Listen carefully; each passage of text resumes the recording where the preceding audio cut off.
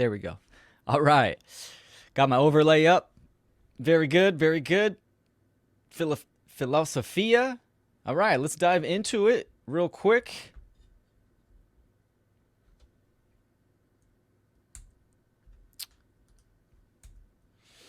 Okay.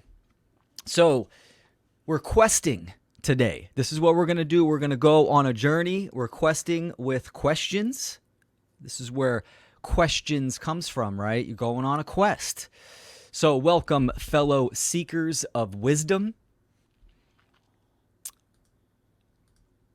Today we set sail on a thriving voyage into the heart of philosophy, a realm where questions are the compass and curiosity is the guiding star. Imagine philosophy as a grand tapestry of thought where each thread unravels the mysteries of existence, reason, and meaning. In this adventure, we'll navigate through the metaphysical landscapes, scale the heights of epistemology, and explore the ethical terrain that shapes our moral compass. Philosophy isn't just a subject, it's the dynamic force propelling us to question, reflect, and engage in the profound dialogue of human experience, of the human experience. Join me as we unlock the doors of perception, challenging assumptions, and revel in the beauty of contemplating the fundamental questions that define our very humanity. This is our philosophical quest. A journey that promises not just answers, but a deeper appreciation for the questions that make us truly alive. So, philosophy, I think, is this category. Well, number one, it's not taught in government indoctrination schooling. You don't really get to a course that kind of opens up until you're in the universities or the college level. And even then, it's highly manipulated. There's a lot of deception.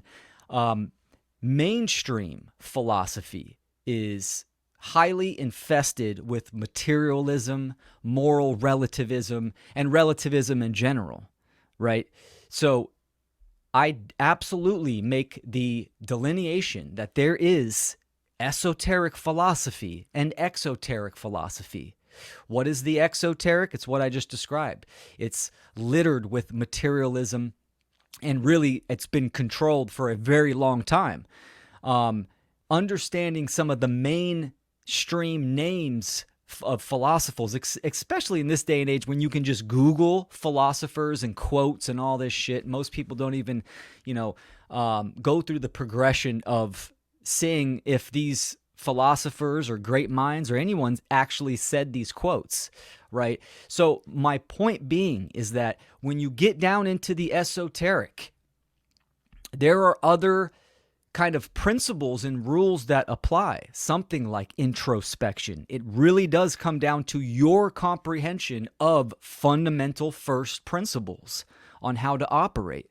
We are going to talk about the main categories of philosophy. I'm going to go into a kind of an esoteric category that is not really understood that well, maybe to this group that I'm, doing live presentations and my kind of crew of followers and people that follow my work, maybe, right? But again, my whole motto is simplify the profound. So each of these categories I'm going to kind of dissect a little bit, and we're going to talk about these. But understanding that philosophy it's a way of being. It's a mentation, a way that you view the world, a worldview as well. It's a tool, spiritual tool. And I think what most people think philosophy is, in the exoteric and in the mainstream, right, is highly, highly twisted, manipulated, and a lot of people are confused. So let's go on this quest. Let's see.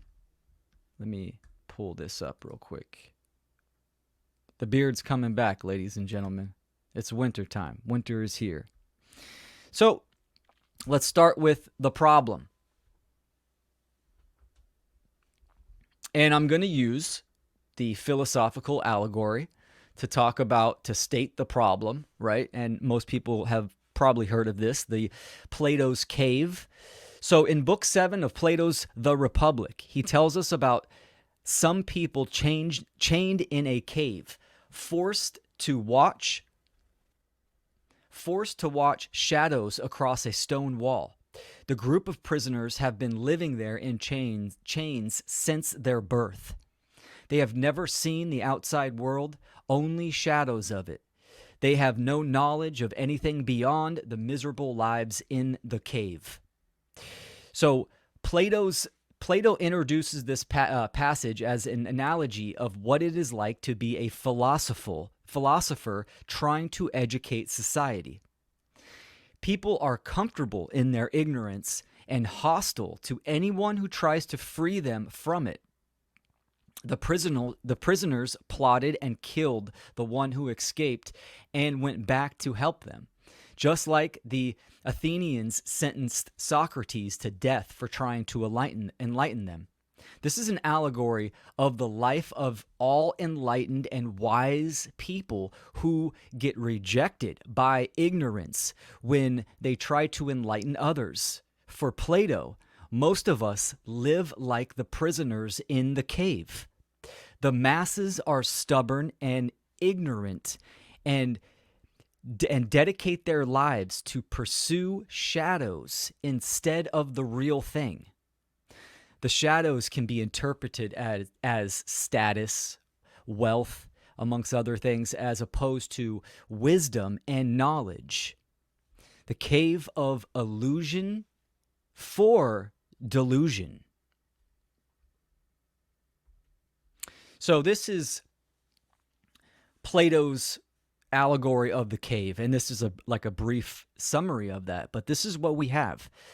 My position today, my statement today is because the philosophical mind and philosophy is not tightly woven into our society from a young age as part of the growing and educational process, the majority of people, and many of them, will not be able to deal with adversity, problems in their life, and we will not be able to delineate the illusions and the deceptions that are going on in the world that are being propagated through the social engineers. The philosophical mind allows you to, number one, understand the nature of reality yourself, natural law, truth, to delineate from falsehood to facts and evidence, true discernment. The philosophical mind allows you to know oneself in and out and have the tools to progress and evolve in this life. Being anyone that's actually doing the one great work, that's speaking the truth and trying to educate the public, they are modern day philosophers as well as modern day freedom fighters and warriors, right? The philosopher is ingrained deep into the one that seeks wisdom and truth. What does that mean? This is what we're going to dive into today. Anyone knows that has tried to brought some type of education or truth to the public, friends and family, online. It's a brutal process. These are the people that are in the cave, that are comfortable in their folly and in their ignorance with the shadows in the cave, when reality is really all around them. They just need to ignite their willpower and walk their fucking asses out of the cave, so to say. So, one thing that's being propagated in philosophy, academia, the scientific communities, is relativism. That there is no such thing as truth. right? That truth is subjective. Well, I'm here to tell you that the truth matters. This is what philosophy does. Philosophy is seeking the truth. So, what is truth? Truth is simply that which is. It is objective. It is that which has occurred in the past and is occurring in the present. The truth is not relative and is not based upon human perceptions. It is independent and can be discovered, understood, and our subjective perception can align with objective truth in reality. This is the prerequisite of seeking knowledge and wisdom. This is what the philosopher wants to achieve and become: wise. What does that mean? We're going to dive into what is wisdom, and what does it mean to truly be a wise human being? There are requirements, there are prerequisites, and there is an absolute meaning to that. So the truth is simple. It is that which has manifested in reality and is manifesting. Now, all through the philosophical categories, there is the distinction from objective, absolute truth, capital T, and what many call relative, lowercase t, truth. I use the truth, as the objective absolute means, meaning that which has manifested or is manifesting. The absolute ultimate truth is we exist in reality and there is laws that govern reality. Natural law, that is the truth. And how that interacts and how we interact with that and what manifests under these governing dynamics and laws, what manifests in reality is the truth. So we're not talking about, oh, I was happy yesterday, or I got in a car accident 2 days ago, which is correct. I did. I'm okay. But I did. I use the term correct because correct and right, they are based in the truth, in the manifested reality. So that's how I make the delineation. Was I happy yesterday? Correct. I was. It is based in truth. It's a fragment. It is not the truth. When someone says, oh, this is my truth, this is her truth, your truth, what they are talking about is a fragment of information, of knowledge that could be true. It could be part of the truth. It is not the truth, though, right? We can come to understand the truth in society, what is going on in the world. Absolutely, 100%. The image, it's a great image to kind of depict what the truth is.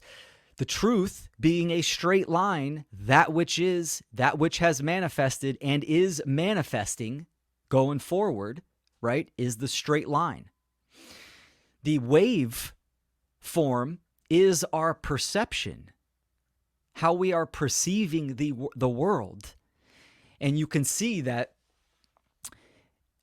in the upper waveform, it is more frequently hitting the truth. So you are in a higher frequency.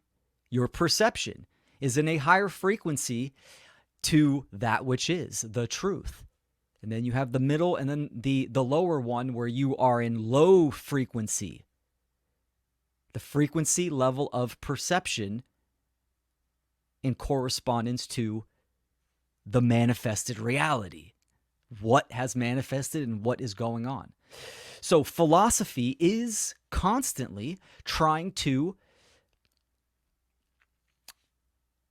synthesize and distill their perception to the truth in nature, in the natural world. This is what the philosopher is seeking. And through this great work, the magnum opus, which means great work, they can become wise. And we'll dive more into that. So let's start off with definition, right? Definition means clarity of meaning, taking infinite possibilities and meaning and bringing it down to the finite for higher definition. What is philosophy? Sorry, didn't have my slides on. Had my slides on for me, but not you guys. Here we go. What is philosophy? So it comes from the Greek philo, which means loving, and plus sophia, which is knowledge or wisdom. Philosophy is the systematic inquiry into fundamental questions about existence, knowledge, values, reason, mind, and language. It explores concepts such as truth, reality, morality, and the nature of consciousness through critical analysis, rational augmentation, and contemplation. Philosophy has 6 major categories with an esoteric 7th category. And we're going to dive into these. So this is a general definition of philosophy, Philosophia. And the first category that we're going to dive into, this is the first category and the most important. They're all important, but this one is the foundation by which all the other categories are built upon. So in esoteric philosophy, it's been kind of the analogy is of a home, a house, right? The philosopher is building his home. His home is oneself, their perception, their knowledge base, and how they live within the house, which is equating to wisdom, which we will dive into. So this is the foundation, and that is one that is very much overseen, not talked about, and misunderstood, especially in modern academia and the scientific fields and the educational system. They avoid this 100% in some cases, and that is metaphysics. Oops, full slide. My throat's a little dry today, folks, so I'm going to be kind of sipping on my soursop leaf tea. Now, the foundational category is metaphysics. Metaphysics is a branch of philosophy that explores fundamental questions about the nature of reality, existence, and being.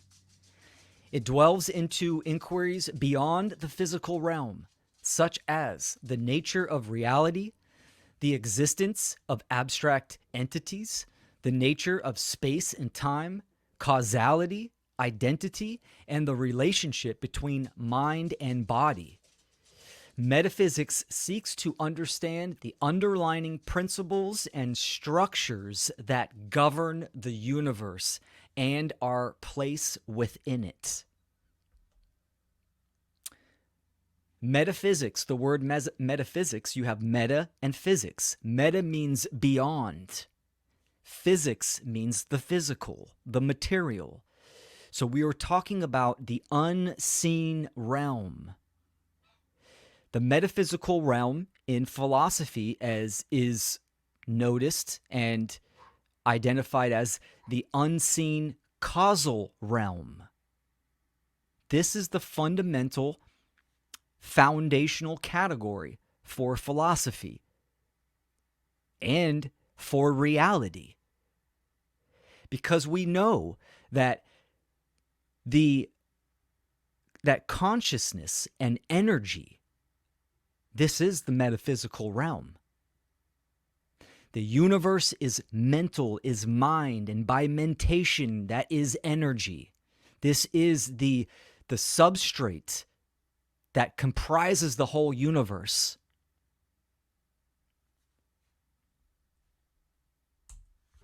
So metaphysics includes the following departments of learning.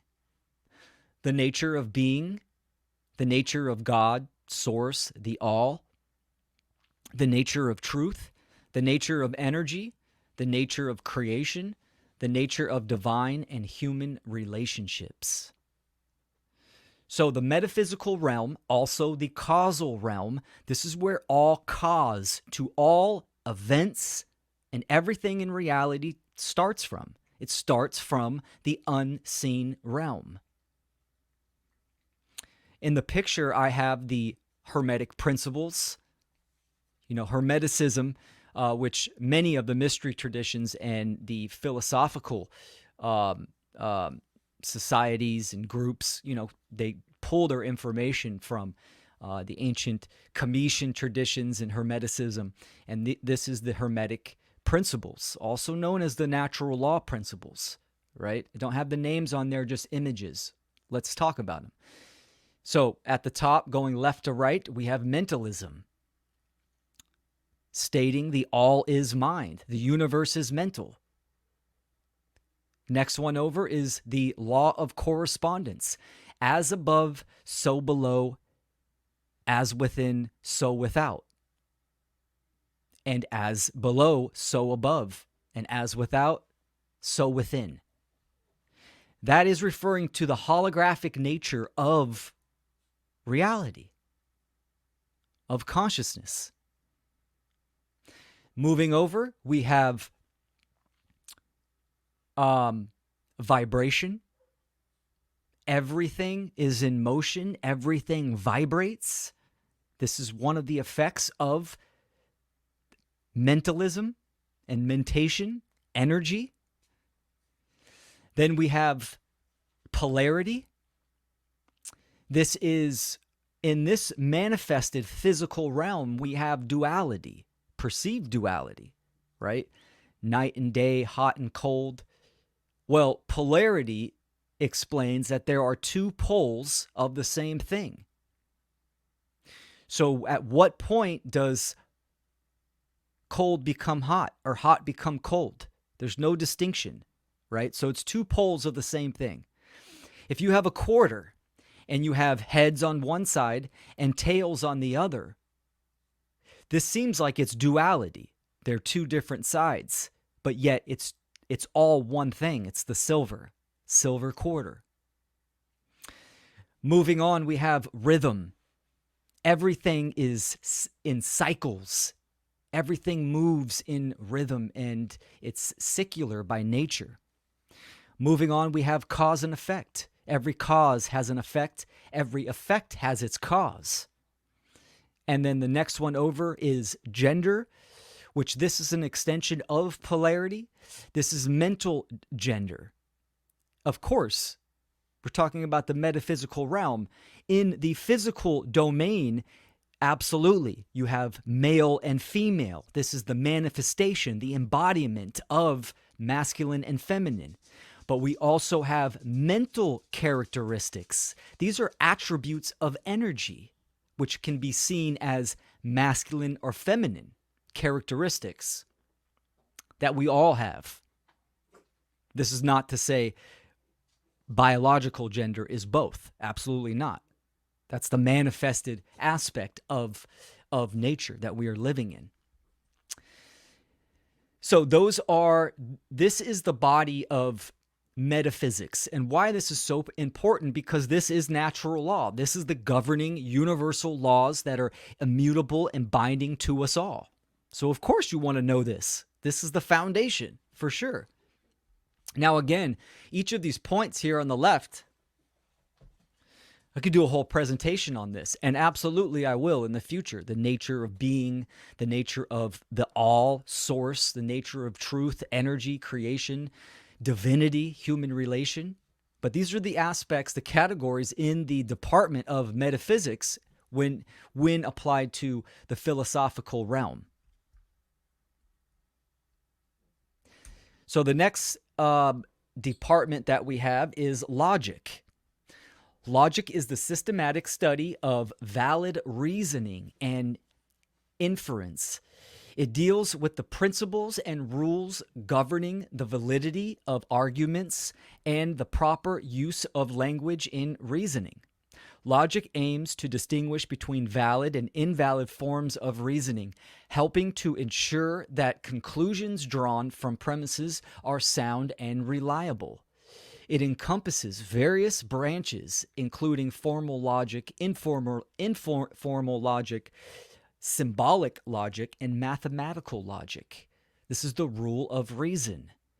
We are endowed with higher order thinking that allows us to utilize our capacity as a human being to use high level logic and reasoning. This is a main factor that separates us from our animalistic counterparts.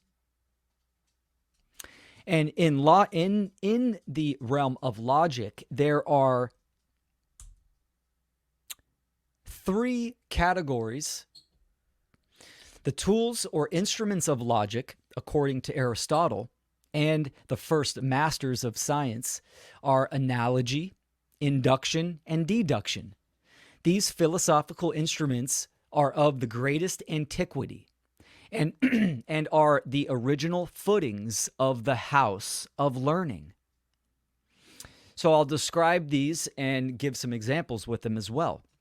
These are all extremely useful, not only in the philosophical realm, but to reason out and to use in accordance with the trivium method of truth discovery.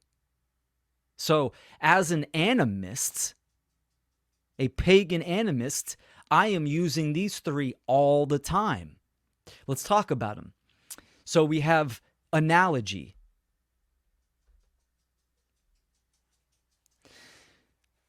The form of inference which arises from the comparison of equals or of two particulars of similar, important, or magnitude. The Hermetic traditions of the Egyptians are exceedingly rich in examples of, excuse me. Let me take a sip for a second, guys and gals. Of analogical inference. So the analogy, we can see this at, I just said one earlier, in Plato's cave. That is an analogy. We can see analogies all in the cultural religions, the mystery traditions. We can see when you have similar concepts or events, these have certain characteristics that have representation and have a symbolic means to them that we can decode. For instance, the sun and the moon. There's certain aspects of the sun and the moon that we can apply to ourselves. Meaning the sun is active. That's a masculine principle. It gives life. It is representative of the soul. We can see this go into the cultural religions with the story of Jesus, representing the sun, and it's traveling through the constellations, the zodiacs, the 12 zodiacs, the 12 disciples, right? Analogy. Also allegories. Then we have induction. So that form of inference which ascends from inferiors to superiors, or which moves from particulars to universals. Example, from personality to principle. When we think about order followers, and we are trying to delineate and use logic to see if they are moral in their action, we need to apply induction to separate the personality to the principle and see if there is a contradiction or there is a cohesion applied there. Now, deduction descends from superiors to inferiors or from generals to particulars. for example, from infinite to the finite. So when I make a statement like the all is mine, the universe is mental, how does that apply to individuals, or how does that apply to society? So these are three kind of lost categories that aren't talked about from the realm of logic. Very powerful, very deep. And we're going to move on to the next category of philosophy. Got it. Morality and ethics. This is a big part of philosophy, of course, as it should be. Morality is a code of relationships. It is the part of philosophy that understands the importance of one person's actions upon another person. Ethics is the art of character. Understanding the internal virtues can develop outward to moral right action, meaning that ethics are internal characteristics. Ultimately, pursuing internal ethics and pursuing ethics in oneself will evolve an individual to become a more moral, or to become moral individual. If one has plagued themselves with lies, a lack of honesty, integrity, trust, this is going to have an effect on the individual, and absolutely it's going to have an effect on their outward external behavior towards others, to morality. So all action is a means toward an end. When right moral action accomplishes the end, then we pass from the state of effort to the state of reward. Immanuel Kant stated that. And this is a big portion of my work, absolutely, that we need to understand objective morality and the objective standard in the world on how we relate and respond and interact with other beings and other humans. All nature is about relationships. Your relationship to philosophy, your relationship to the truth, your relationship to knowledge, to your loved ones, to your children, to one another, to freedom. Ethics and morality. This is the finite aspects of diving into the detail into one's own character, who you are as a human being and how you operate. This is on the mental and the emotional, the energetic level as well.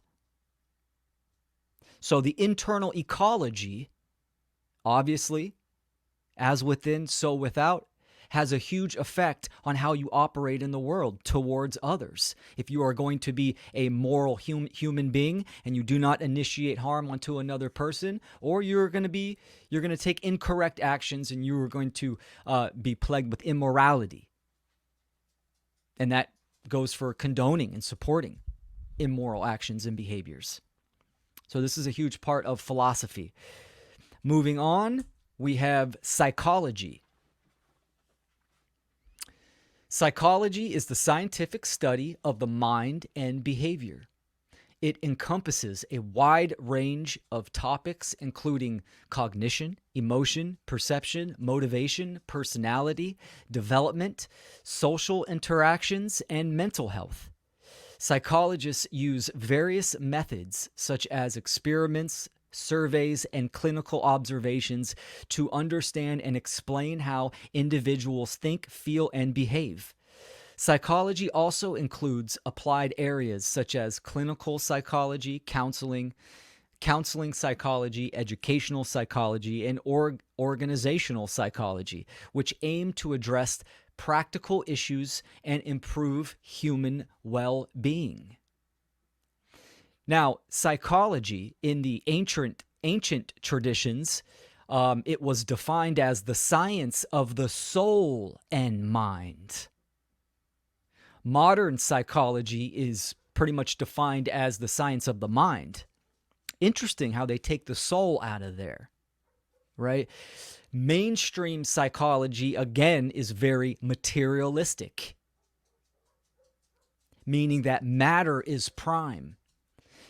Now, they take, for the most part, it does not take objective morality into considerations or applied within psychology. It does not take even the esoteric logical modalities, and it definitely doesn't take the metaphysical realm.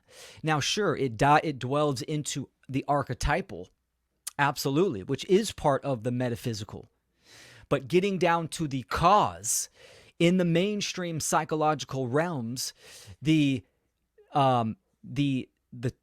takeaway of natural law and universal laws is not there whatsoever. Most of mainstream psychology is just based on the brain functions and emotions, right? Emotion meaning energy in motion, but to mainstream psychology, that would be more like chemical deposits in the body and in the brain. So, of course, psychology is absolutely vital to understand why we do what we do, how we act the way that we act. Carl Jung, absolutely one of the greatest psychologists, and understanding that he was into esotericism and occultism, right? Alchemy is the source by which psychology is derived from. Same with chemistry. Alchemy is twofold. The alchemical processes working with the elements and compounds formed chemistry, modern day chemistry. The metaphysical alchemy formed what we know now as psychology. This is diving into the metaphysical realm and the characteristics of energies and the unconscious, which is the automatic mind, and the conscious, which is the the conscious mind is the manual mind, and the unconscious mind is the automatic mind. So when we look at what is going on in the world and we're trying to spread a certain type of message, and we can see that the majority of people in the world are not in a receptive state to certain types of information, right? They are just emotionally reactive. Their habits are not in alignment with truth and with objective morality and nature. They, most of the time, are doing this unconsciously. Understanding psychology will give you great insight into your own internal ecology, your own internal mental landscape, but also how human beings operate in general.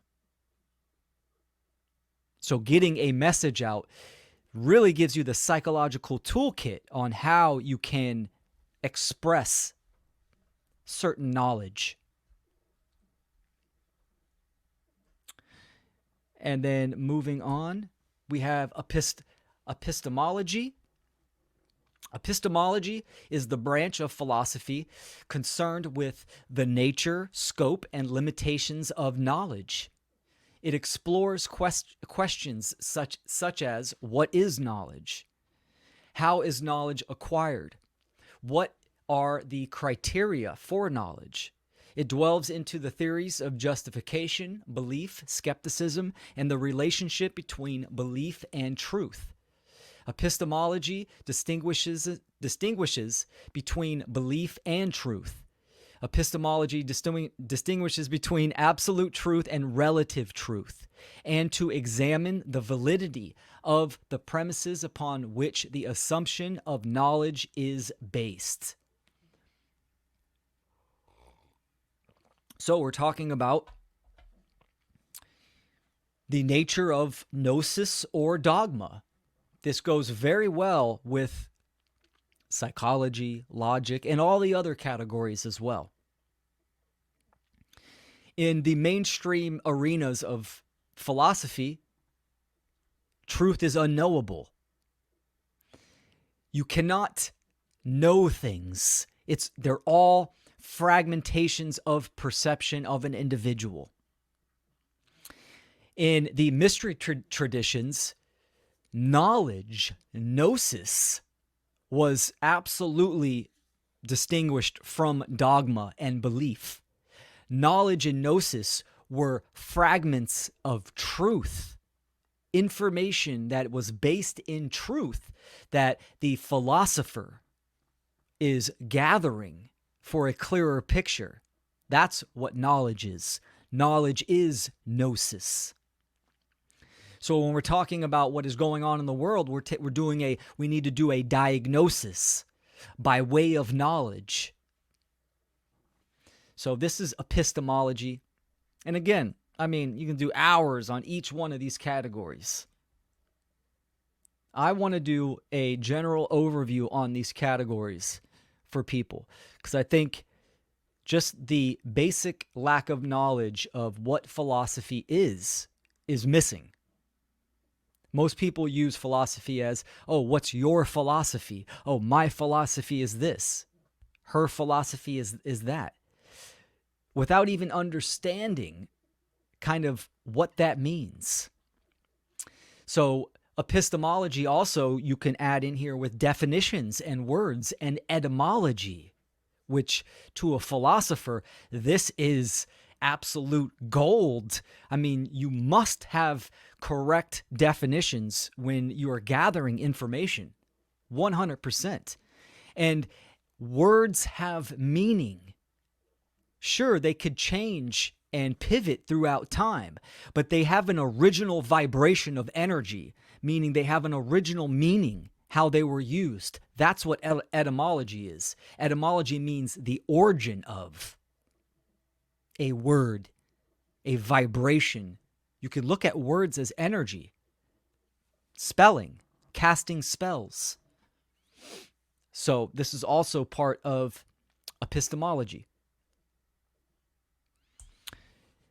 And then aesthetics. Aesthetics can be spelled with an A or just an E. Aesthetics is the sixth department of philosophy and may be defined as that branch of learning which is devoted to an examination of the substance of the beautiful and the effect of beauty upon the spiritual, intellectual, and moral life of man. Aesthetics are considered standards of symmetry and proportion, relations of value and form, and the harmony of quality, sound, color, and such other media and phenomena, I should say, as are appropriate to interpretation of beauty. Beauty is the true being which animates all living creatures. It is the dynamic pattern, the aesthetic framework by which the world is supported. So I put patterns of beauty and the image, right? Beauty is in the eye of the beholder. Beauty itself is one of those things where it's both objective and subjective. Of course, we all have our own personal preferences towards beauty. But there are objective patterns, proportions, and ratios in nature. This is what nature is. This is how nature manifests. This is the beauty of nature. You could say it's how the source, the all, God paints the paintbrush, right? It manifests in pressure mediation, ratios. This is what the golden ratio is, the Fibonacci sequence, the toroidal field. So we can see these correlations and correspondence all through nature and within ourselves, right? This is the effect of a cause. if you have principle and attribute, principle would be the animating force or God or source, the all. And the effect would be the manifestation, creator, creation. And that creation is the framework for beauty. Aesthetics is one of those categories when people are having a hard time understanding that nature is a superior force, that we are not separate from nature. The correlations to our divine meaning and being in the world, in this reality. And how does that correlate with the natural world and nature? It's in the aesthetics. It's in the patterns, the symmetry, the proportions, the harmony. If you look at nature and you can observe the symbiotic effect on how plant life, the biosphere, nature herself, how it operates, that there is a dance and a rhythm to everything. Everything has its rhyme and reason and purpose. It's beautiful. This is what being in harmony with nature is. If you look, I mean, on a micro scale, an ecosystem. So this is the framework of aesthetics. Patterns of the beauty. And moving on to, this is the esoteric seventh department of philosophy. That is not in the exoteric for people to talk about. It's not being educated. This is very much in a certain category that I'm going to get into next. This is very much a part of it, right? Theurgy. So theurgy is a spiritual practice or ritual aimed at invoking the presence of divine forces or deities in order to achieve spiritual transformation or union with the divine. It often invokes rituals, ceremonies, prayers, and other mystical practices intended to facilitate communion with higher realms or spiritual beings. Theurgy has roots in various religions and mystical traditions, including Neoplatonism, Hermeticism, and certain forms of ancient Greek and Egyptian religion. Wisdom brings the human mind gradually up to truth. It also reveals the laws which govern truth, for truth is perfect motion in the universe. So that might be a lot. That definition that I made, it kind of can you can take that into the woo realm. Let me simplify this. Theurgy is spirituality. Theurgy is wisdom. Wisdom is knowledge applied. Wisdom is action. Being spiritual is action. It's an active state. You have spirit and ritual here. What is a ritual? Well, ritual is synonymous to habits. The same thing, your daily morning ritual, what you do on a consistent basis. But applying spirit and wisdom to that, it means that you are applying the knowledge that you have learned and have come to understand in alignment with truth and natural law, and you are applying that to your behavior, to your very essence in the real world. This is what theurgy is. So theurgy is a practice. All the other categories of philosophy are internal modalities of thinking and observing and contemplation and introspection. Theurgy is the last category, and it is action. It is acting on what you come to know, putting it into practice.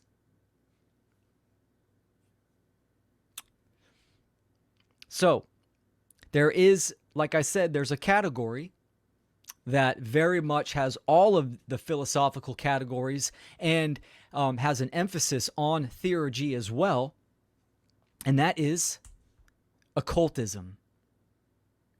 Now, occultism, the word occult simply means, it comes from occultare.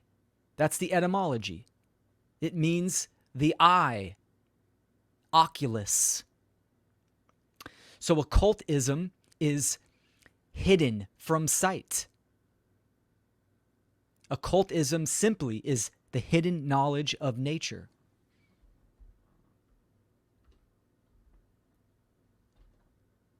There we go. Occultism is the study of the hidden laws of nature, specifically those laws which are at work in the invisible, mental, spiritual domain, far more than those at work in the visible, physical world. Therefore, occultism involves the acceptance of a much wider world view than that which is ordinarily taken by the everyday person. Occultists, then, may be defined as those who study all the laws of nature, both those that are readily seen and those which are much more difficult to see with the eyes or measuring instruments alone.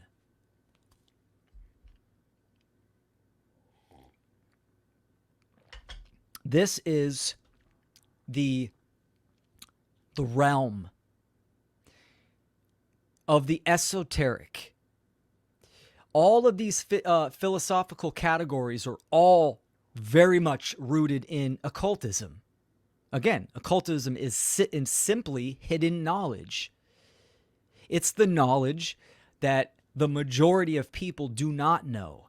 This is the knowledge that all the cultural religions, the government institutions, the social engineering, all the distractions, the misdirection is trying to obfuscate and keep you away from. Because in this arena, this category of occultism, you can discover the truth. And they do not want people to venture onto this path. So, theurgy is very much into occultism. You have theory and practice, knowledge and wisdom. So, the knowledge of natural law, metaphysics, very much a core source of occultism. Now, why is all of this important?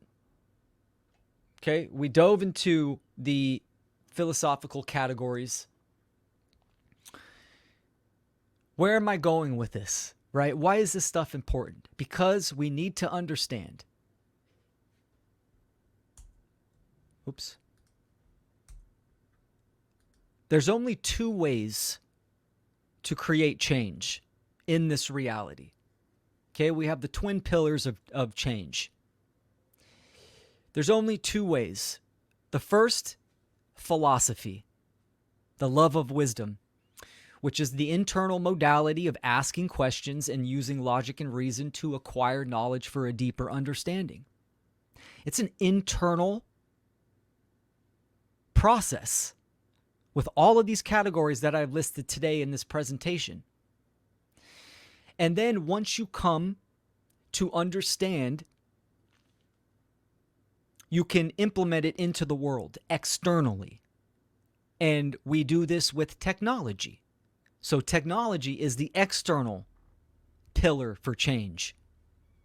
So technology is skill or craft in work. It's a tool. That can be anything. That can be a chair, a fork, a computer, a microphone. So it's the external modality of manifesting a solution by way of art, skill, or craft in use. So if we say there is a problem in the world, we can utilize philosophy to come to have a correct diagnosis and perception of what that problem is and what we need to do to implement a solution. And then we use technology to manifest change in accordance with that solution. So these ultimately, it's the only two ways to create change. This can be on all scales. If I'm tired of sitting on a tree stump, it starts in the mind. The thought starts in the mind, and I use a process of introspection and contemplation, and I can create a chair, and then I can make it in the real world. That's a crude, simplistic example of the two pillars of change. To understand the nature of reality and what is going on in society, to align our perception to that which is, to the truth, we need to become the philosopher. We need to dive deeply into these categories that I've talked about today. The categories, departments of philosophy. We need to set onto the path of seeking the hidden knowledge that has been occulted from humanity for eons, millennia, which is all available now as I speak. We need to journey that path, which is arduous, time-consuming at some points.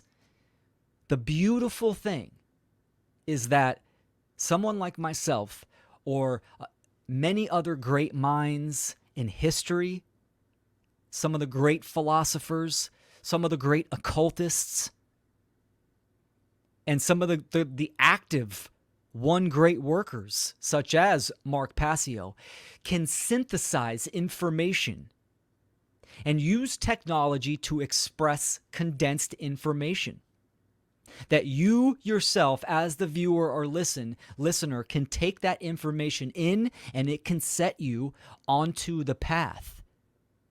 Meaning that we do not need to read the oldest books in history to have basic understandings of metaphysics, logic, reason, morality, natural law.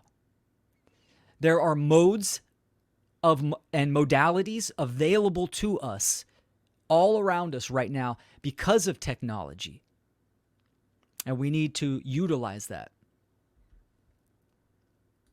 So these are the twin pillars of change. This is how we create change. It always starts internally and it moves to external.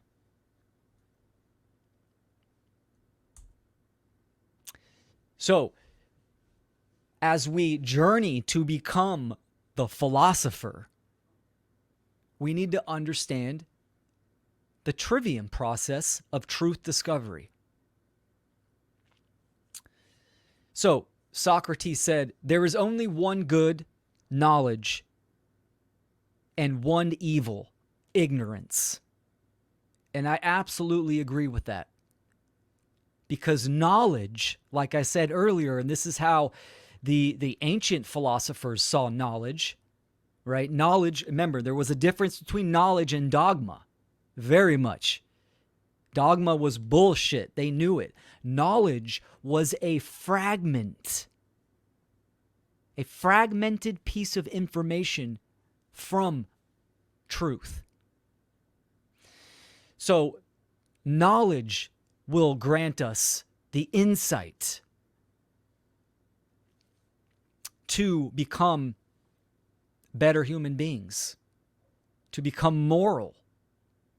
And of course, ignorance without that knowledge is going to lead to incorrect thoughts and actions. So what is the trivium process? The trivium, we have knowledge, understanding, and wisdom, or grammar, logic, and rhetoric. Or the modern variation, input, information, process that information, output in behavior. So number one, knowledge. Knowledge is the accumulation of truth, right? We're accumulating the fragments, the pieces of truth. We're gathering the what. Number two is understanding. Understanding is the assimilation of truth. This is the why. We are processing this. And number three, wisdom. Wisdom is the application of truth. Knowledge applied. And this is the how. How it was done. How am I doing it? So these are the prerequisites of wisdom: knowledge, understanding, and wisdom. So diving a little bit more deeper into the trivium method of truth discovery, which is the three roads to truth. Grammar is the method gathering definitions and raw factual data into a coherent body of knowledge. Like I said, getting all the pieces, the raw data, the information from an eclectic array of sources. Then we use logic to gain a working understanding by systematically eliminating all discoverable contradictions within it.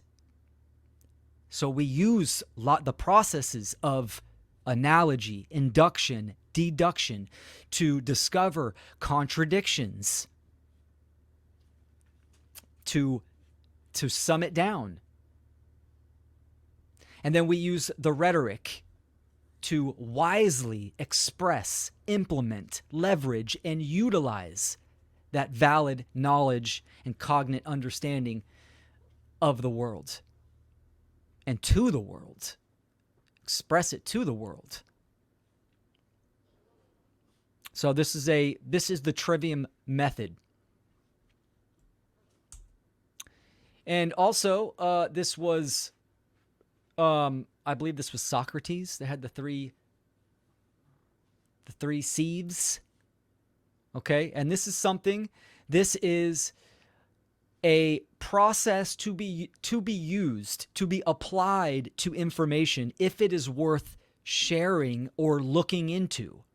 Mainly sharing. So keep this in mind, right? These are the three filters. Number one, is the information true? Is it based on facts? Has the trivium method of truth discovery been applied to it? First and foremost. The second one is it moral? So what is the intention behind the message? To create fear, to manipulate for immoral behavior, or to create moral right action for evolution and freedom? And the third filter is the information useful in the natural world? Does it solve a problem or address a valid issue? Can it be used for progress towards self-development or external freedom?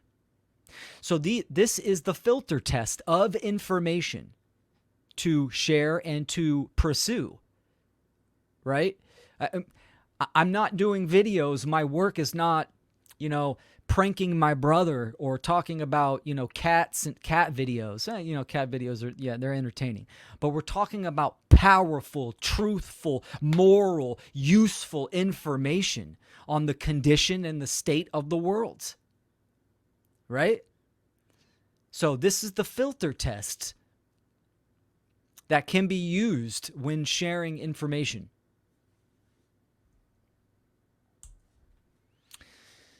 So we need to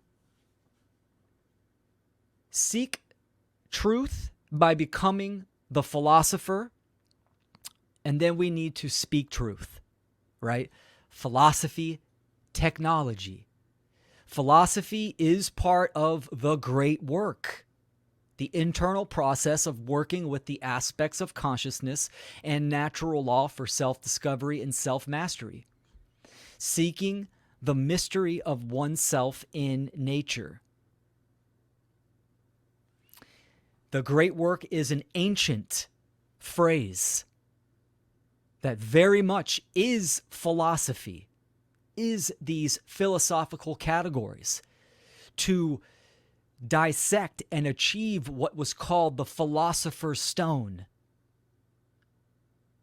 aligning our perception, aligning our actions to truth, to more morality, objective morality, and to natural law, to achieve symbiosis and harmonious states of being in the world.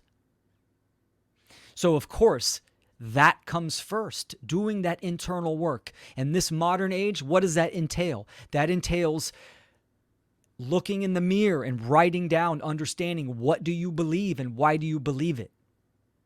Go through these categories of philosophy, research them, step onto the path of discovery.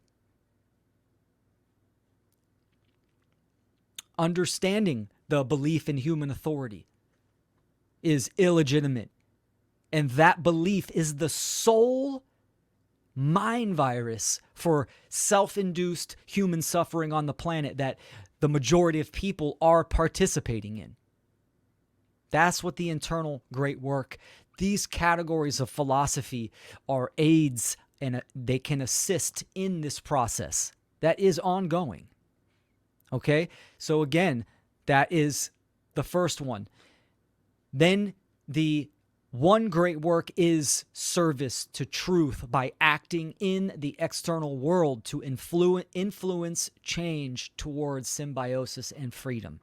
Understanding the universal life force that connects all as one. What you do in this life echoes in eternity, like the Gladiator quote from Russell Crowe. No, but I'm serious. What you do has an impact on your environment, your children, your friends, the ether, the biosphere. It's the energy, the contributing energy. We can look at the hierarchy of service. At the bottom, it says service to self, which is the egoic, self-serving mentality where most of society is in. All about me, me, me, me, me. Where moral relativism is predominant. Then moving up, you have service to others. And then moving up, you have service to truth. There is a light and a dark to these lower portions, to the service to self and service to others. Self-preservation is part of service to self, but that self is capital S. Talking about your well-being, your holistic health, taking care of yourself. Absolutely, that is important and needed. But when you are doing your lower will, your egoic self, and that's all your dark care, time, attention, and focus is going to, and fuck everyone else, fuck truth, morality, freedom, then absolutely you are in the involutionary force of decay and slavery, which the majority of people are in. And then, of course, at the top is service to truth, which is where the least amount of people are. But in serving truth, you serve both the self and others because truth is only ever of benefit to all. Ain't that the truth? The truth is only ever of benefit to all, not just human beings. animals to plants, the planet, the consciousness of the planet itself. We are all together, united, and connected. So this is what service to truth is. Oops.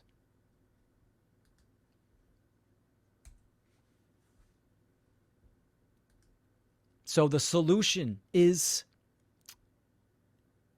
it starts with becoming the seeker. The seeker archetype is the hermit in the tarot tradition. It could also be looked at as the fool. The fool is at that crossroad where he or she could become the seeker by stepping onto the path or not stepping onto the path. Whereas where a majority of people are, they're stuck in the cave, comfortable with the shadows on the wall. We need to take that first step, and that first step is becoming the seeker, stepping onto the path. And that path is philosophical in nature. It is these categories that we dove in today. Having a foundational understanding and knowledge within all of these categories today, and then applying it to the world, because that is wisdom. To become wise means you are acting morally in right action, and you are striving for symbiosis to truth. That's what it means to be wise. The quote says, "You cannot solve any problem from the same level of consciousness that created the problem."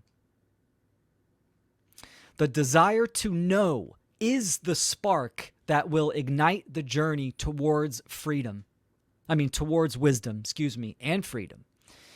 If true care for knowledge is absent, the path will never be seen. So what's this referring to is that awareness reveals choice.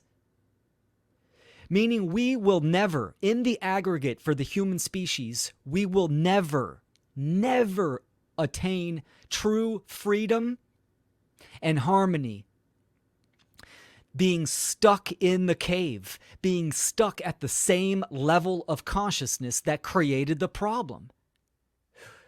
Individuals need to become the seeker, the philosopher, and dive into the realms of nature, the metaphysical realms, to discover the problem. The solution is always within understanding the problem itself. And this is what we need. This is the first step of the journey, is becoming the philosopher, becoming the seeker. Because once you take in true knowledge, the fragments of truth, we can apply that. You are going to gain a higher awareness, a higher frequency to truth that will allow you and all of us as a human family to step out of this condition of duress, violence, and slavery, and step onto the direction of evolution towards freedom and harmony with nature.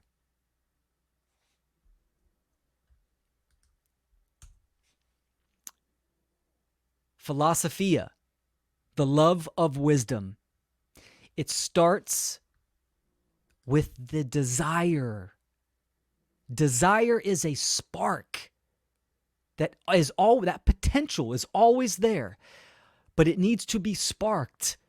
And that will trigger care. So what do you care about? What are you caring about on a day-to-day basis?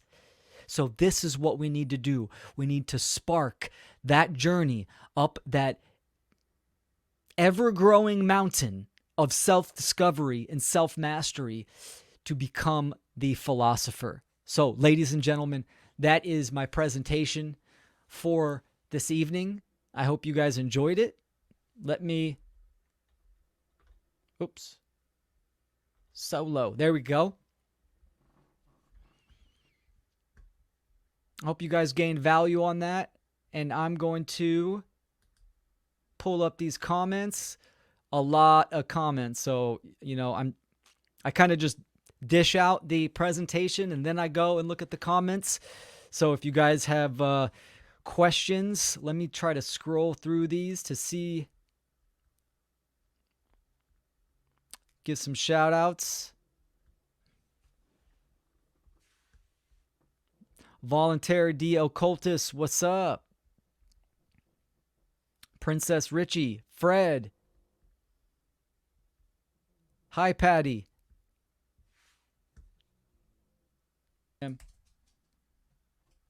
Yep. All right. Here we go. What's up, my brother? Hello, hello. How's it going, Excellent, man? excellent presentation, man. Loved it. Thanks, dude. It's Appreciate going that. good. Yeah. Appreciate that. Yeah. Just So yeah, give me your thoughts on the presentation, and then give me your thoughts on philosophy, the topic, and its importance um, to the world, oh yeah. to an All of individual. all of the above. I mean, this is something that's so missing from our basic education, right? Being raised as human beings in the world, and we're not giving the basic mental tools for navigating and discovering truth, which is like the primary purpose of humans in this, physical and spiritual experience that we're having. So I think it's such a vital topic, that many people are just blatantly missing. Oftentimes not to their own fault, but just the total lack of, or a failure on the parental and the school side of things, I would say. I Mm. actually took some basic philosophy in college, at my community college, and I loved it because it was, like I've always kind of thought of myself as a philosopher, which, it's funny if you think about something like that in this day and age, someone just calling themselves a philosopher, that sounds so pretentious. Like, oh, who do you think you are? Your ideas are so important. You're a philosopher, right? But no, we're all philosophers, and that's, just kind of highlighting the issue, is that being a thinker is seen as like something some fringy people do over here, and isn't just a integral part of being a damn human being. 100%, man. 100%. It's weird because like philosophy has this stigma of like coffee shop, Yeah, pretentious, like wine pretentious. sniffers. Exactly. And young children, are philosophers at a young age. This is the why stage, right? This is what they're doing. They're asking why. They're so curious.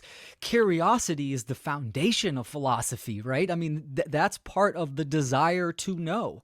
Um, even in ancient times, I think the farmers were some of the first philosophers, right? To understand how to grow food, Yep. and to farm, you need to have a basic understanding of nature. So I mean, this takes some of that contemplation and introspection.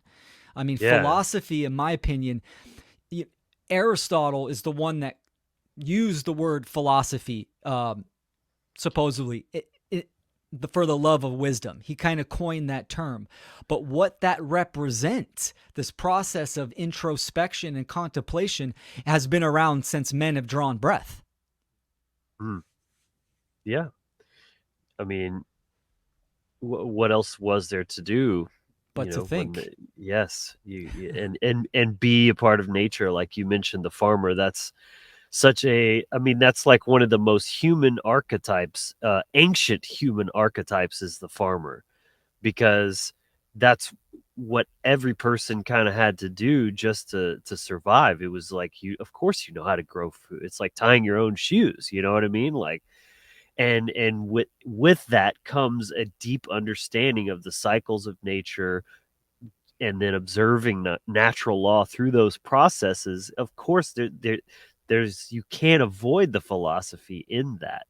And then, like, if you read a farmer's almanac, it's Mm. almost like a philosophy book, right? Dude, that's such a great point, man. And I love those books. That's like my go-to, like getting ready for the season. Let me go get that Farmer's Almanac. Yeah, you Yeah. nailed it. You nailed it, man. It's so and again, also for the viewers as well, a lot of great comments. I appreciate them all. You guys can, if you have questions, go ahead and put those in. There's so many comments, it's hard to kind of pay attention and also scroll up. So you could put any questions that you have for me or Logan or both of us. And I think, let me see. Let me post this too. So yeah, I know. I mean, philosophy is a big part of your work too, Logan. Um, and there's no the categories that I dove on today. These are like the general categories that we really need to consider when stepping onto the path of philosophy. A lot of these categories bleed over into each other, and once you kind of have almost a foundational understanding of what they are, then the philosophical mind utilizes all of these categories simultaneously when we're thinking about certain either events or just things about life or what's going on in reality. We're not like dissecting them. Okay, this is going to go in that category. They all bleed into each other, and you can utilize all of these. Which I would say, I mean, there's even more categories as well. You and I both being animists, I mean, these categories go very well with animism. And I think philosophy, organized philosophy, even with the Greeks, it comes from pagan animism, since most of them were pagans anyways to begin with, because you're understanding what they call deities or what are the forces of nature. So you're having that direct observation and experience, and it really goes hand in hand. So, I mean, who knows where the philosophical mind, where it could take us for the species of humanity. But that is the path that we need to be on. It's just with the allegory of, Plato's cave, it's getting people to even consider, like I ended with the desire. Most people don't have that desire to care or know when you try to communicate something deep to them. It's tough even nowadays having shallow conversations with people, right? Because it's just like there's no substance there, like football, baseball, like sports. It's just so. Yeah, that's what I wanted Yeah. to rant on.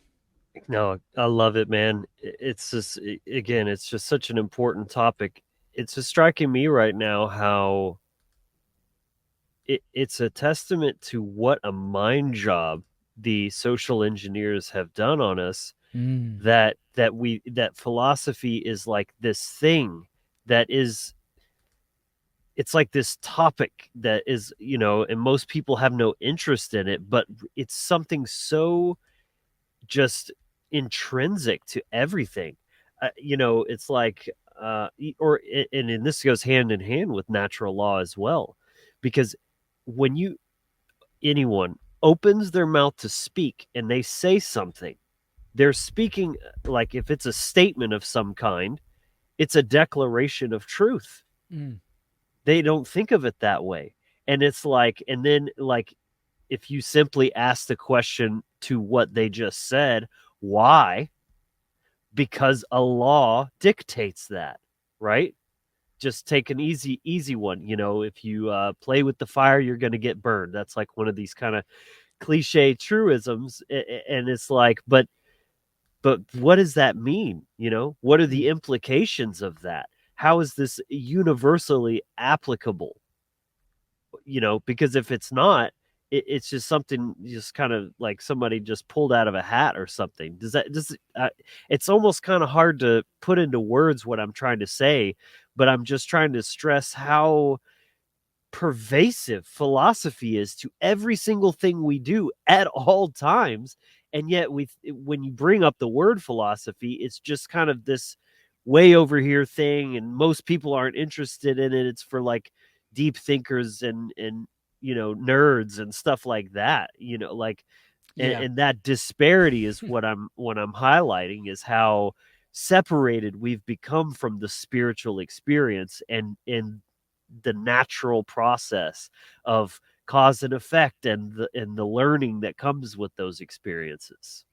Dude, yeah, you nailed it, man. How far we're detached from the human experience, what the human experience supposed to be. Um, I mean, who free thinking in general. Most people don't want to do that shit. That's way out of their pay grade. But yeah, absolutely. I mean, these bodies of information, and even conveying a message for anyone that's going public. I mean, having it be relatable is important as well. This kind of goes to um, there's nothing better than a prepared messenger than a prepared message, meaning that your comprehension and how you express it, there's certain modalities and functions that you can use. Having it be useful in the world and applicable in reality is extremely important. Um, so yeah, man, it's Yeah, if it's not useful, then what good is it? I mean, literally, like, I hear people say things often online. It's like they're trying to sound smart or kind of like mystical or something, mm, but it's like, but what you're saying, like, you can't use that. You can't apply that in life. So, what good is it? You know what I mean? exactly 100%, man. So I yeah, agree, that Jana. Thinkers are the best. that three sieves concept is so good because so many things that get shared literally on Facebook and social media doesn't pass any of them, or maybe one of those, let alone all three. You know what I mean? Yep, absolutely. Let's bring Fred. What's up, brother? Bring you into the chat. What's up, Fred? I think you're on You're mute. muted. Hey, There you you hear me go. now? Yes, sir. Thank you, Will, for having me once again. I think that your presentation was fucking awesome. It was There very was a lot powerful. of I liked the way you covered the basis for philosophy and things like that, and it's very important to understand these principles and having conversation just like that with other people and talking about the true things the true things that I mean we're submerged into this reality that is filled with information and stimuli and things like that. So what I want to say and add is we really need to focus when you get into this information. We cannot get distracted from other worthless uh, uh, false knowledge and half truths between that, because there's a lot of that for some reasons. So it's very important to use discernment and stay rooted when I talk about ideologies and philosophy, and stay rooted in the ground and not Mm. getting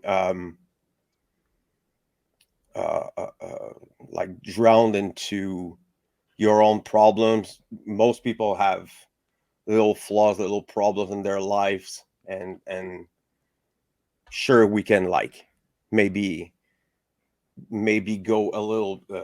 Our path is a little crooked. Sometime can be crooked, and we are tested in our philosophy and our principles. But the thing is, we're humans, so we're here for that. We're here to and the thing is that influence a lot of that is our own experience as humans.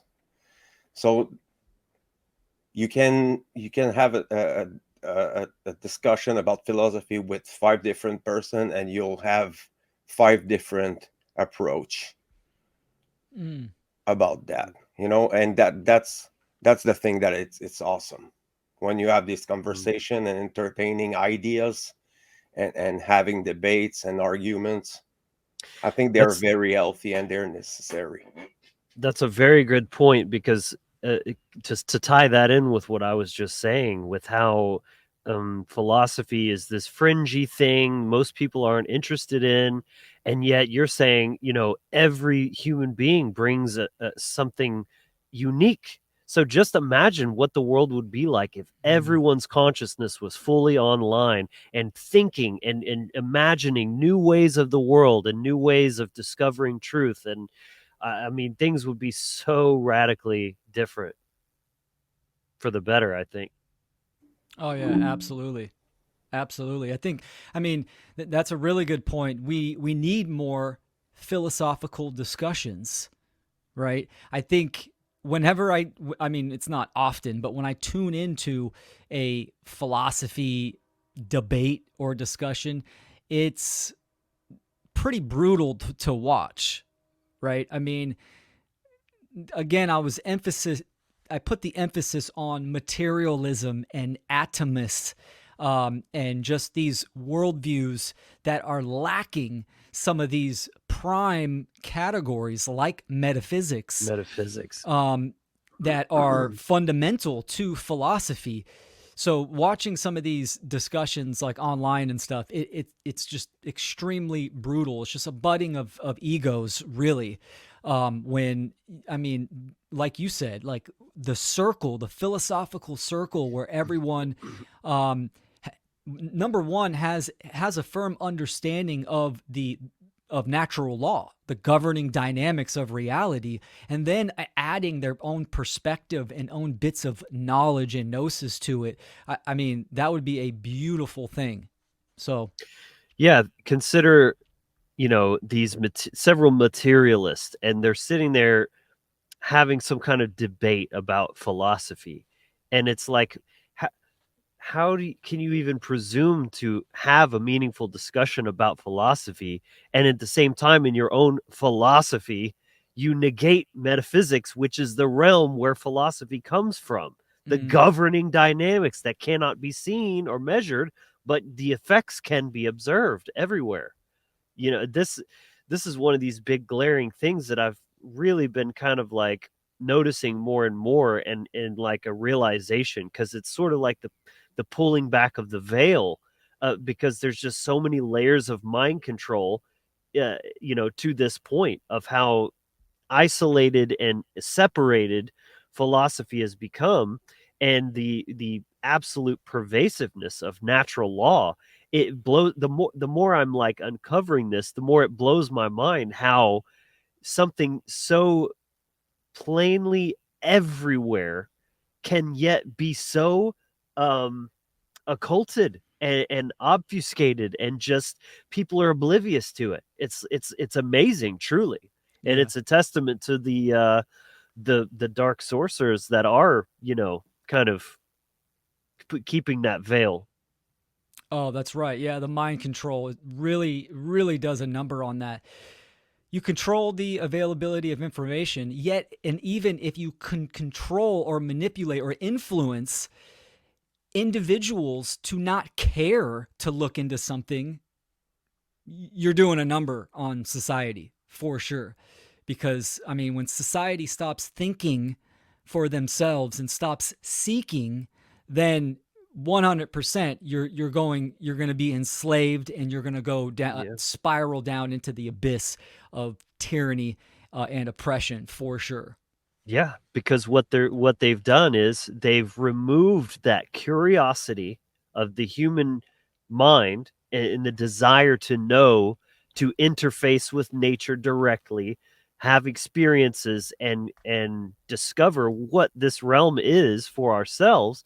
And then they've replaced that with dogma, programming, indoctrination, and that is what you're bumping up against when you have when you try to have deeper conversations with people. You're sitting there with your own ideas, things you've observed, and sharing that, and you're just getting these NPC sound bites back at you, especially when you talk about the really important topics like anarchism or natural law and things like this.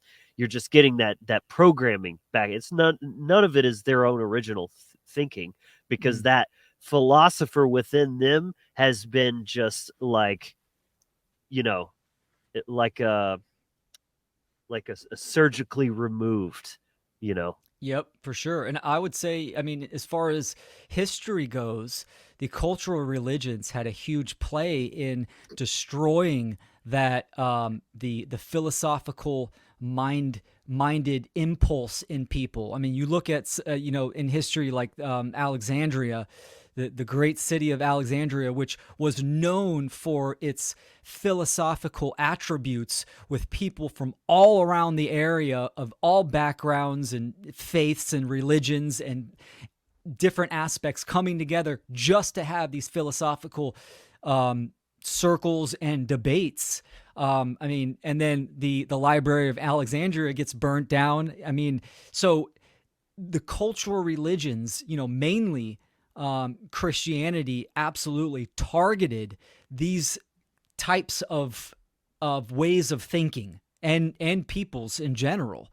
So you can kind of see just over the years of that time that philosophy kind of goes underground, and that becomes what we know as the occult traditions, the Rosicrucians, the Freemasons, the Hermetic orders, etc. So that esoteric philosophy is really builds what we know as occultism. And then, of course, there's always going to be that exoteric, but it's highly controlled by these factions of the control system. But religion definitely extinguishes that spark in many, many people throughout history, because obviously they're stepping in to be the arbiter of truth and reality. So there's there's something I want to bring, because I think it's an important point for even us great workers who are doing the hard work there, is I talk about philosophy with people and the meta aspect, there's a lot of resistance, and I think people are feeling like tackled out of the cube when you get them into that. It's a you you can do it with class and beautiful language, but it's like you're punching them in the chest,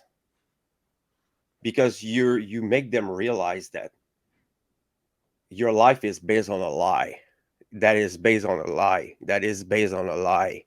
And then people have to do this work, this introspection, to get back. And people loathe this, they hate to have to be confronted to themselves. And this is the base of philosophy. mhm.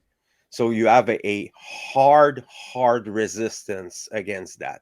People ridiculize it. They're gonna get angry, they're gonna get frustrated, and you have this thick wall of ignorance and anger. And this is a response from, like you said, guys, that's a cultural thing there. It's cultural indoctrination, and there's program into it, and there's sub programs, and there's subcultures, and then everything gets mixed up together. Hmm. And I think this is where I circle back on discernment, because I it's think easy to get caught into a trap of spirituality or other kind of ideology you can get trapped into. I think a big aspect of that resistance that you're speaking of, Fred, is it comes down to the implication when you go and try to yank the rug of indoctrination out from under people, that their fear and survival brain kicks in because they don't have anything to stand on. Yeah. And the bottom line is, you're trying to push the self responsibility back onto them of, you're the only one responsible for your mind, what you believe of the world, and how you're acting in accordance to that. So when they're everything they do is based on programming and just these preordained ideas that were given to them about reality and how it operates, and then you're kind of mirroring to them, like, the personal responsibility of arriving at truth through your own experience, your own logic and reasoning, and showing that to them. I think that's the main thing that they're having that fear and like resistance towards, because I think that's the ultimate boogeyman for the uninitiated, is Mm. personal responsibility. That shit is like straight cancer to these people. Anything Yeah. but that. Absolutely. Absolutely. 100%, man. Well said. Both you guys are touching on good points.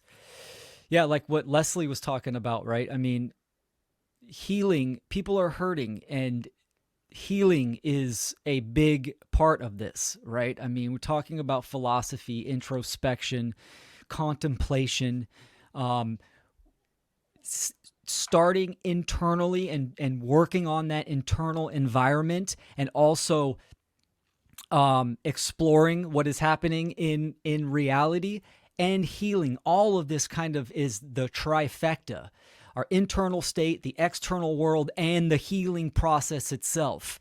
Like, they Mm. all go together and they need to be worked on. When you say that to someone, I mean, it just seems like such a hard body of work and a great effort. They'd rather just check out or just stay comfortable in their folly. Which this is It's not. ultimately our goal. This is what we're trying to do. We're trying to inspire these people to have self-love and self-respect and take a look again at themselves. Um, so, I mean, this is part of the journey. But the going to the aesthetics of it, of the one great work, is that we all have our own creative expression and style. It's like, what ways and what paths can you take to express this message? That is a beautiful thing in my aspect, because I Mhm. mean, I like doing presentations. Logan makes great videos. Fred, you have great work. Like, we're all doing different stuff. There are endless possibilities on how to express a message. And this goes hand in hand with that introspection, because the only thing that's limiting oneself is oneself. So, I mean, kind of you just got to dive into it. And of course, that takes willpower and care. But the healing aspect is an ongoing process, Mm. that needs to be embraced and first accepted, right? We have to accept that, okay, healing's involved, and am I actively doing it or not? Are, Yeah, are, that's and this is sorry, Logan. Uh, people, and I'm not talking about everyone there. Okay, there's people here who are listening to it. They're already doing the work, but for the other people, you have to make them realize that they have flaws and they're broken, and there's no gentle way to do it, actually. And I want to bring back projection there, and psychology. So you have all the aspect of the relationship you have with yourself and the others, and this empathy that we need is very important. We have to be able to place ourselves into the situation of another person. It's got to be If you, relatable for like sure. like the three of us, we're trying to reach people. This is what we're trying to do, is it's share the information a the bigger mass we can. So I mean, I do it in French and I do it in English, and I mean, it's pretty much the same. People are very there's a percentage of the people will be open to this, but I mean, the language, how you use your words, what words you use, and in what situation, in what context, everything is important. There's no details that can be left aside in that. And this is one of the part of having this knowledge. It's a responsibility to be respectful, to be humble, and to carry this information and this knowledge and this wisdom with without using honor. It's humility and self-respect. Because people will see it if you don't, you know. Mm. People are not completely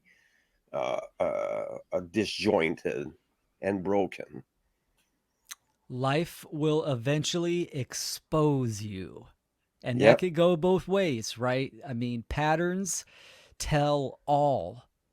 Real quick, that was a great riff, Fred. We have a question from Instagram. Degal number vibrationalist. Thanks for the great comments. He says, "What is the true definition of philosophy? To me, it is simply pondering the nature of reality." That's asking a Yeah, question. And pretty much. yeah, I simply mean, put, absolutely that is. And pondering, but also attempting to answer those ponderings, right? You're not just throwing questions out into the abyss. You're actually like hoping for an answer. yeah, And exactly. Yeah, You I know, think a there's a question on lot. its own Yeah, is I think you know, it's got to be a there's a means lot to of an end. wisdom and knowledge too behind that. Yeah. yeah. That's why looking at the what philosophy means, philosophia, right? The love of knowledge or wisdom, and Sophia, knowledge and wisdom, are synonymous in that definition, right? So the love for knowledge or wisdom, love like care, your attention, your desire, your will to Mm-hmm. know, and to knowledge or wisdom. Well, wisdom is the application of knowledge. So it's implying, yes, you're pondering, you're applying, you have the care to introspect on these big questions like self, the nature of reality and truth. But then there's almost an intention kind of hidden in there, that because you have the love of wisdom, that you want to act on your findings. So you are applying what you have come to understand and know. That is wisdom right there. So for the love of knowledge and wisdom, it's a deep category. And Mm-hmm. it's not focused on just empirical data or knowledge, right? Like, oh, I know how to bake a cake, I know how to do this really handy, or just ancillary bits of information. It's, who are we? What are we doing here? What is nature? What is truth? What the fuck is going on? It's these The big, deepest meaningful, the questions. deepest questions, right? And that right alone is just, I mean, impactful, with the Yeah. intention of, once you come to understand whatever level that may be, and again, you might not know, you can't know the totality of all, but you can come to know knowledge and truth at certain levels. This is our the journey of being a human being and striving for self-mastery. But once you come to understand those levels, what do you do with them? You have to apply them. If you don't, then you truly don't understand, you truly don't know, and that would be a waste. That would be a waste. I want to add too, when you were saying like the importance of the deepest of all questions, Mm. right? It's it's hinting towards there is a hierarchical nature to knowledge and wisdom. Truth itself is truth. It is what it is. It's a unified what is.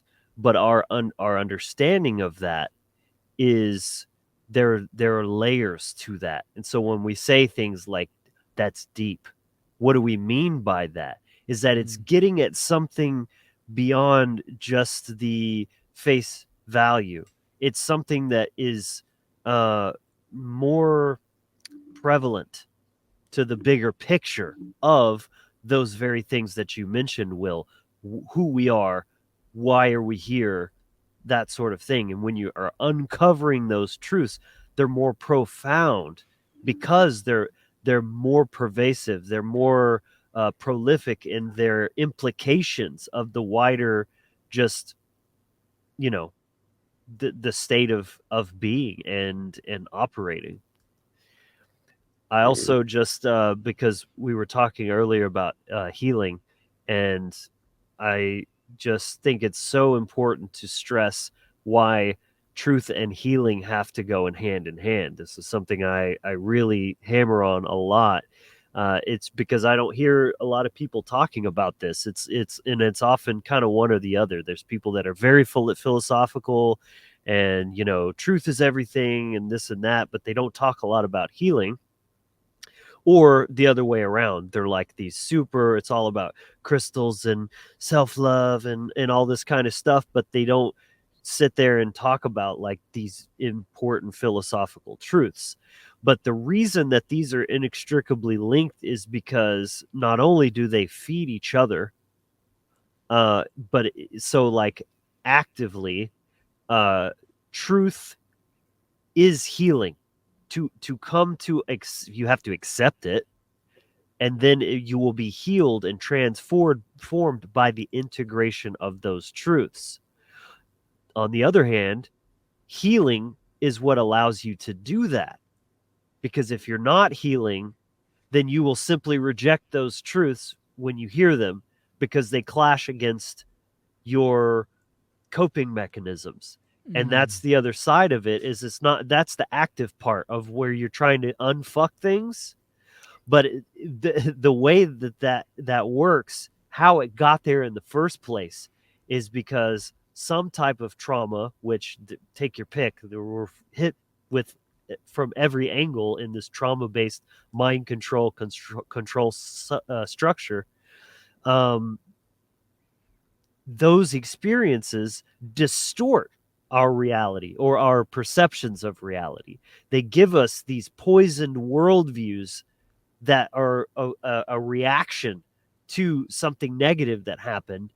And then we walk around carrying those things. And then that's how people become bitter, for example, or very misanthropic, thinking humanity is just this cancer on the earth. And those worldviews are an external projection of that internal wounding that's not being dealt with. So you have to reverse that process. And that's why that dynamic works that way, because the truth will clash, will facilitate that healing, because it's going to heal and restore a true perspective of the world and ourselves, the internal and external worlds. There's a Well good said, question man. from Leslie Powers. How do we help people realize that philosophy is not separate from their day-to-day reality? That's a good one. Yeah. Great question. Great question. I'll actually answer this right off the bat. And this is kind of my style and my motto that I've been embracing and evolving. And that is simplify the profound. That's kind of my go STP. to motto. Meaning that when yeah, exactly. When you know something, then you can explain it in many different ways. So when you're having a conversation with someone or you're presenting information to someone, to a group of people, you can gauge that person or the party, and then you'll know kind of what angle to bring the information, the knowledge to, so that they can relate to it. So because their own perceived mental definition and what their false axioms, what they think philosophy is. You have to break that first, and that kind of goes to what Logan was saying about the dogmatic mind control and the mind viruses that they have in every category of life. Philosophy is no different. So you explain something in a way that doesn't come off philosophical at some point, or you don't say the word philosophy, right? There's many different techniques and tactics, but that's why I wanted to kind of dive into these categories today as a brief overview, when you could do hours upon hours on each one of these categories. But to give an overview so that, yes, now philosophy is kind of getting trendy, but people are thinking deeply, but they're not thinking clearly, because they're missing these categories, because they're missing the metaphysical causal realm and natural law principles and the foundational governing dynamics. They say deep shit, but they can't express it, right? So description is not explanation. They can't explain the deepness of what they're talking about because they can't think clearly, because there's a lack of knowledge and gnosis from these categories primarily. And they're So also missing some very important mental models, the operating system itself, right? yes. That's what's doing the processing of information. So if you don't have that, then the output is still going to be either flawed or just incomplete in some way. Yeah. Very excellent. Great point, man. Natural Yeah. law and animism are the biggest ones that are largely missing from people's operating system. Oh yes. Yeah, 100%. 100%. Truth clears out the bullshit. Yep. Mm-hmm. That's why we have shadow work, and this is why we have to do it first. I think it's important, though, to address the somatic and the mental when it comes to healing as well. You can't ignore one or the other. The mental is the truth clearing out the bullshit, but then there's also the bullshit that gets physically stored in the body, in the chakras and the meridians and the nervous system, that needs to be literally physically purged, whether it's through plant medicine or some type of energy work, Reiki, or something like that. You Oh, got to hit it from 100%. every angle, I mean, because the shit goes deep. this is cause and effect. I mean, there's no separation between the mind and the body. Right. So if you get better in your head and you're uh, uh, neutral and you're not dominated by your emotions or the stress or anguish or anxiety, then you're gonna get into this neutral place there, and this is what I achieved through shadow working. This is what I refer to as stoicism, and I do not agree with everything that come from the stoicism, but I think there's tools there that can be very useful for this kind of work that we're doing, because we cannot like think rationally when we're over emotional. Mm-hmm. So there's a delicate balance between uh, uh, uh, intelligence and madness. Mm. Mm. Yeah, you brought up the Stoics, right? I mean, there's a lot of stoicism that I love and I agree with, but kind of identifying as a Stoic can also put you in a place of passive awareness, right? Where you're just accepting Mhm. shit as it comes, like, oh, it just came to me. I'm gonna. There's a lesson here, but I don't need to. It can be immorality. It can be something that is a Yes. violation, right? So, there's there's net positive and negative points, even from these groups of philosophical thinkers as well. I think we Sure. can learn a great deal from all different types. And that's why I really wanted to mention that, esoteric philosophy is occultism, right? Mm-hmm. That's a huge part of it. I love Right. that you brought up the somatic aspect, right? Because this is spirituality. Spirituality, it is not a Mm-hmm. separate domain. The physical and mental, the metaphysical and the physical are one system working together. Mm-hmm. And who is the true philosopher, but one who is putting themselves in a box, and I'm this type, like I'm of this school of thought or this camp, or the one that listens to all of them and takes like a buffet. You know what I'm saying? Like, to Yeah. me, that is such a more healthy aspect, is like not putting yourself in those categories of like going all the way into one thing, but just listening to the full spectrum of ideas and exploring them each individually at face value, but not just accepting it because it comes in this package of like, oh, I'm a stoic, so I'm all these things, and kind of just taking that on. Yep. Dude, absolutely. Absolutely.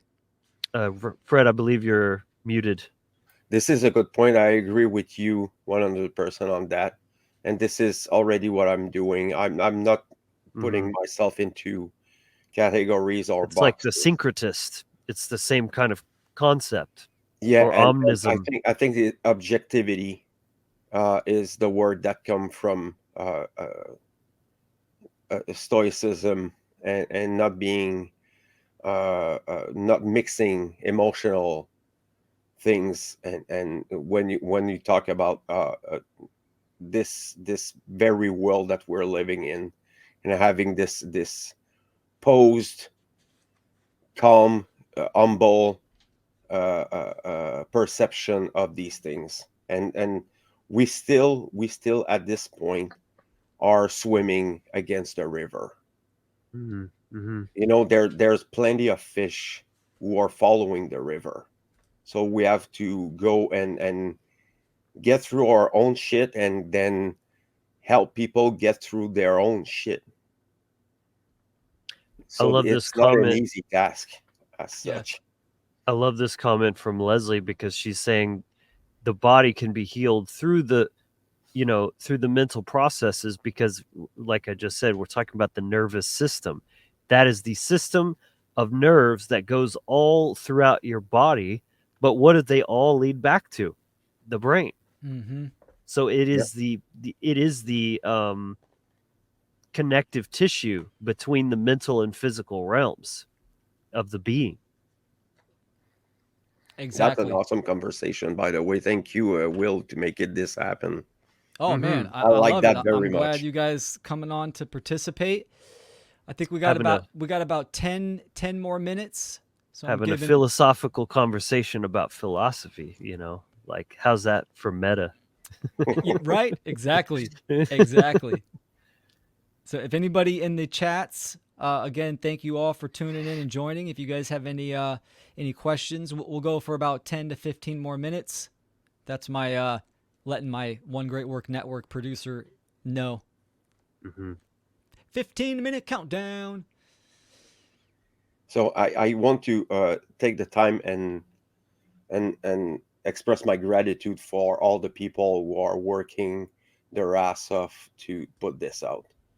And not only Will, not only Logan or me, there's a bunch of awesome people who are giving their time and sacrificing for putting this information out.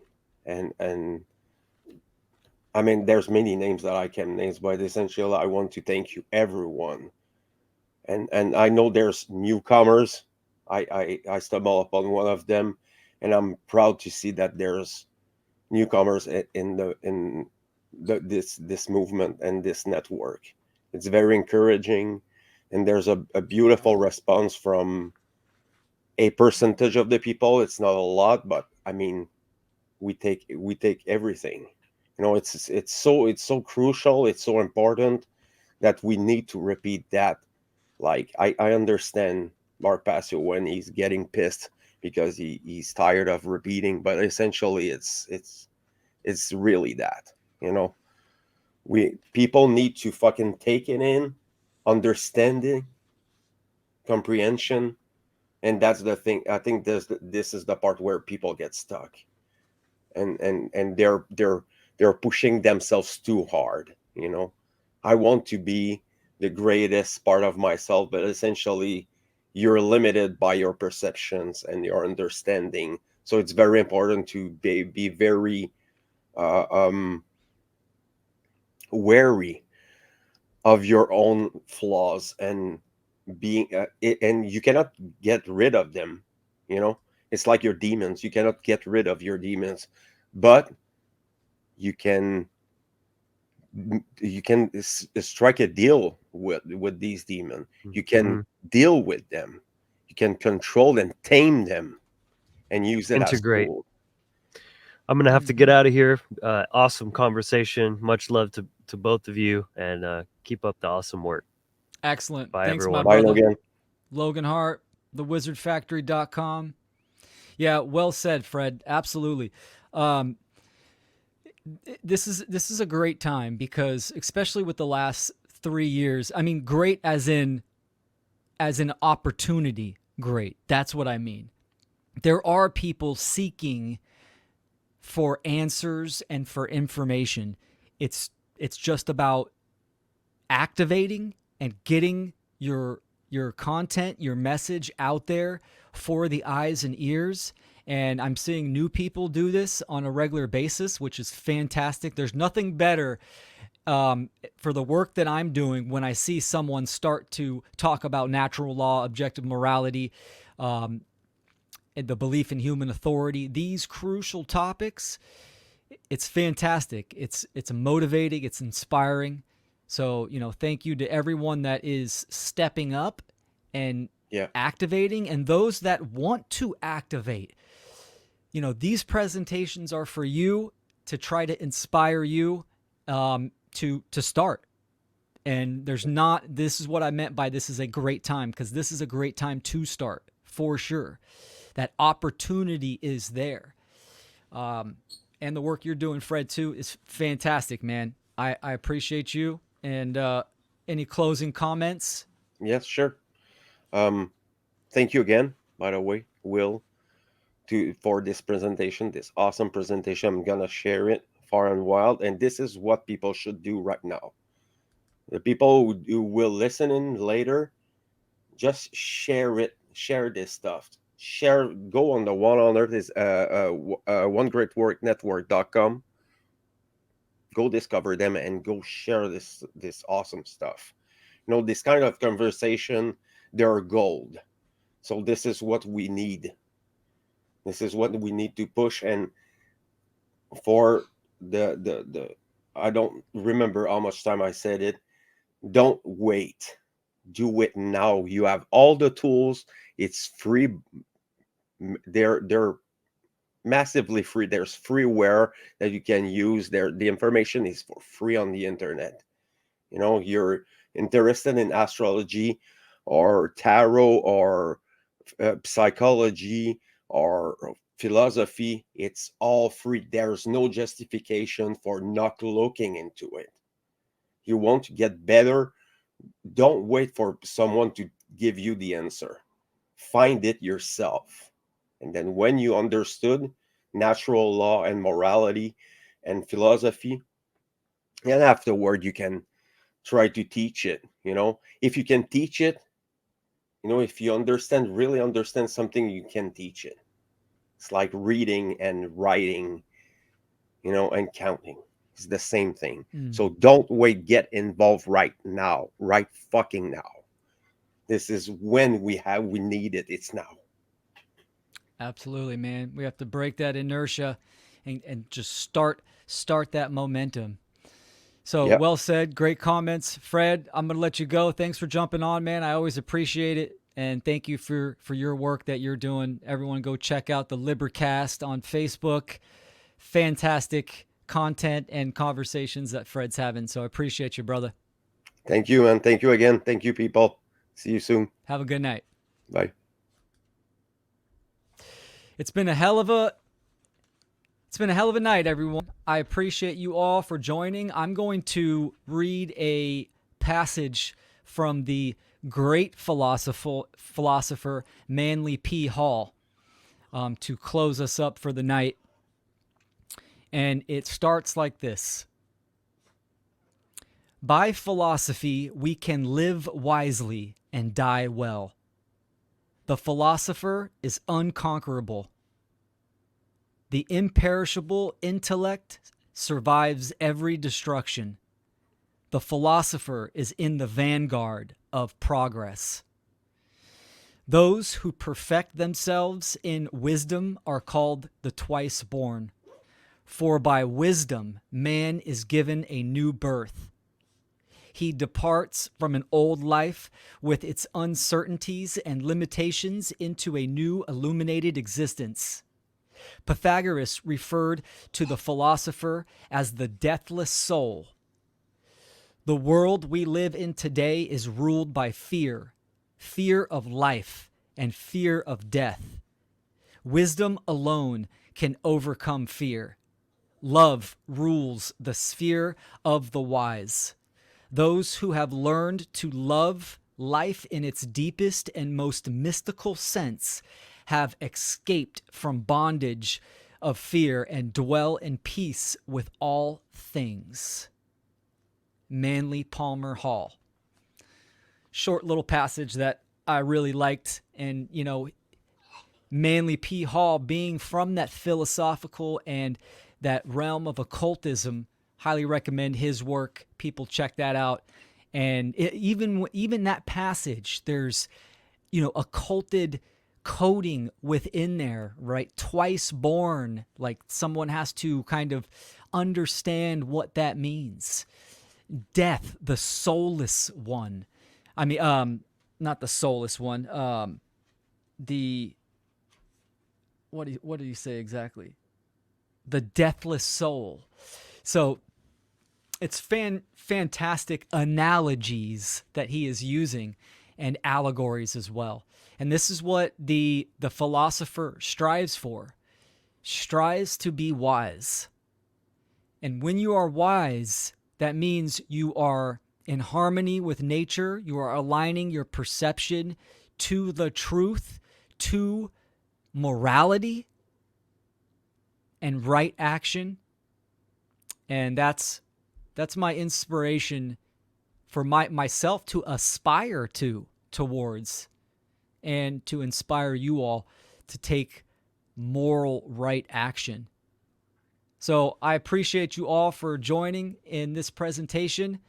And my website, willkeller.com. You can go there, check out my other presentations and my other work. And I'm going to be back in 2 weeks on the 21st for another brand new presentation and an open discussion. So I hope you all enjoyed this. Feel free to contact me and shoot me a message via my website. And thanks to my producer, Aaron Butler, on the One Great Work Network. Go check out my content there and all the other great content creators on the One Great Work Network. And you guys have a great evening. So appreciate you all. Have a good one.